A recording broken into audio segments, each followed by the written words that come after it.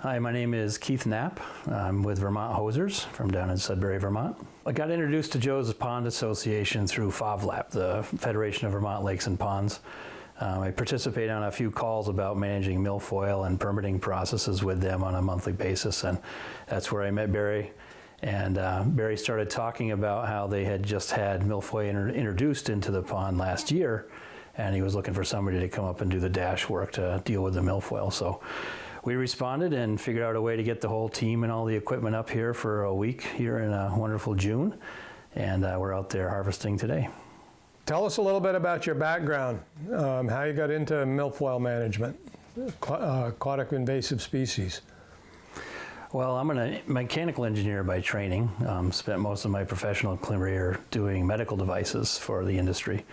I retired early in 2019 and then moved back to Vermont, to Sudbury, Vermont, where we live on Burr Pond. And Burr Pond's been dealing with a milfoil problem for a couple decades now. So we saw an opportunity. My son and his best friend had been working over on Lake Dunmore harvesting milfoil for a few years. So we decided we were going to get engaged and do it directly for Burr Pond and try to manage that lake as well. So that was back in 2023. We actually formed the company Vermont Hozerz and made it formal so we could actually harvest in Burr Pond. And since then we've been working on Lake Hortonia, Lake Bombazine, and a little bit over on Huff Pond in Sudbury as well. So we're finding that the milfoil is a little sparse, which is to be expected for a new invasion. Sometimes we run into big forests of milfoil that are just solid, dense milfoil that go all the way to the top of the water. It's frustrating, but as a diver, you can just stand there and pick at the wall and harvest as much milfoil as you want. But what we're seeing here today is it's spreading a little bit, and we're having to go out and look for it, which is probably a good thing. You don't want to be finding tons of it all over the place. So a lot of the work we're doing today is identifying where it is and then going and pulling it. And we're doing a combination of hand pulling once we find it, using dash, which is diver-assisted suction harvesting on a few sections where it's bigger, and we're also helping put down some benthic barriers to prevent it from regrowing. How do you feel, Keith, about the success of the operation here you've been doing for the last week? And where do you think Joe's Pond Association is going to go from here? Well, I think you'll have to continue to be vigilant after we're done. You can never go in the water and simply find all the milfoil. It just doesn't happen. And even on a clear day when you can see the water is clear and it's not turbid, you just are not going to find everything. So once it's been introduced to a pond, you're likely going to be managing it for a few years. And that's through a combination of managing it at the boat launch where it comes in, having greeter programs, having people clean their trailers and boats, doing hand picking whenever you find it, even if it's only on your own beach. The hand picking by boat is great. The diver assisted suction harvesting is a really good tool as well. And then a lot of the other lakes historically have had to use herbicide treatments as well, especially when it spreads, because it's actually a little more cost effective once it's spread to use the herbicide than all the other techniques. But I think where you'll be when we leave, it'll be cleaned up pretty well, but there'll still be a little bit there, and it'll probably still spread a little bit, and you'll really have to actively manage it on an annual basis going forward. How would you characterize where the Joe's Pond Association is in this situation? So I think the advice for an early infestation like this is to really be aggressive and tackle it quickly. Definitely communicate to all the people who use the pond and the lake, all the homeowners, tell them what the best practices are to manage this and not spread it on a continual basis. And you know, if you lose this fight, it transforms your water body. You'll end up with sections of your littoral zone, which is usually the shallow area, where the milfoil can grow and completely displace every plant and just become what I called before like a forest or a mountain of milfoil. And it'll grow right to the top. It could lay on the water top of a foot or two, and it'll just look like a rug of milfoil out there. So you don't want that to happen. So my advice is, you know, continue to be diligent, be very proactive, be very aggressive, and go after it.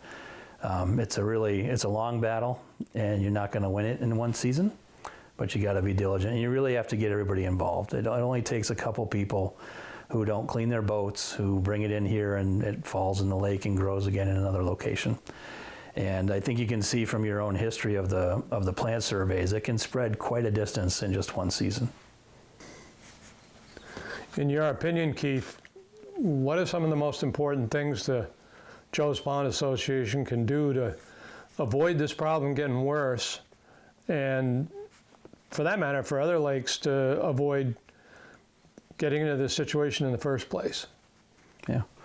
I think for a lake association to avoid getting milfoil introduced to the water first, there are a bunch of best practices that you should learn, and you've got to apply them. Some of those are the greeters programs, they're cleaning boats, and being really diligent about that. It can come in on an animal, but you can't do a lot about that. One of the informational resources I think that's very valuable is the Federation of Vermont Lakes and Ponds. I call it FOVLAP. They actually have a milfoil working group. So you can, any lake association or any individual can get involved with FOVLAP and find out, what do I do? I want to prevent it, or I want to stop an early infestation, or we're going to newly go after it. But you'll get access to everybody in the state who's actively going after milfoil right now, and you'll be able to learn an awful lot much faster. How long do you think Joe's Pond has had this milfoil infestation? Is it really new, or do you think it's been here a year or two or three or more? Yeah, what we're seeing in the lake, it looks new. There are not dense beds of milfoil right now. It's kind of sporadic. That makes it a little harder to find, and it takes a little longer to pull it. But it looks like a new infestation, and you can tell the difference between a new one and an old one. Usually an old one, you'll see larger plants, you'll see root systems that are growing out and getting bigger, and there'll be several shoots going up. What we see here are mostly the individual shoots or very small clumps, and I don't think they've found anything that was touching the top of the water right now. So you're a little later in the growing season than us down south, and down south it is touching the top of the water in some places now, but we haven't seen that up here. So it looks like a newer infestation, and it's still pretty sparse. It would probably take a couple years till you see really dense beds in certain locations. What area of the state have you had experience working, and what kind of a leap was it for you and your crew to come all the way up here to Joe's Pond and work? So we focus in the Rutland County area. Our biggest lakes right now that we serve are Burr Pond in Sudbury, Lake Hortonia is in Sudbury and Hubbardton, and then Bombazine goes into Hubbardton and up into Castleton and Fairhaven. So those are the main three. We do a little bit on Huff Pond, also in Sudbury. So this was our first venture up north into the Northeast Kingdom to Joe's Pond. It's been a great experience so far. The folks here have been fantastic to work with and really generous with the team and very complimentary. So it's been a delight to work up here, and I hope you never need us back, but I think we'll be willing to come back if you need us. Is it possible that Joe's Pond Association might need to have you come back this fall? I think so. I think with the situation we've got, you're going to have to spend the summer kind of going after this, because there's no way to find it all. And it's just starting to get into its growing season for you here. So yeah, I would think the recommendation going through the whole summer would be, whatever volunteers you can get to find and pick, you would do. And if you had the funds and the wherewithal to go forward, I would probably look at having another crew come through and see what they can pull. Yeah, because now's the time to get it. You've got the least amount you're ever going to have today, and it's only going to go up unless you can knock it down, and just use every tool you've got in the toolbox to go after it. We've been emphasizing the issue of boat-induced fragmentation and spread and proliferation associated with that. Again, based on your experience, how big a problem has that been in other lakes in terms of making it just more difficult to manage or control or contain infestations? I think in a lot of the lakes we definitely see boat and trailer induced fragmentation. That's why the greeter programs are there, to help people understand how important it is to check their boat and their trailer and to keep all the invasives from coming into the bodies of water. But what the reality is we'll almost always see that near a boat launch is where you have the most of the infestation. So when we work on the lakes that have had heavy infestation for years, Burr Pond again, Bombazine and Hortonia, those are always a focus area, is right where the boats go in and come out. It's always there.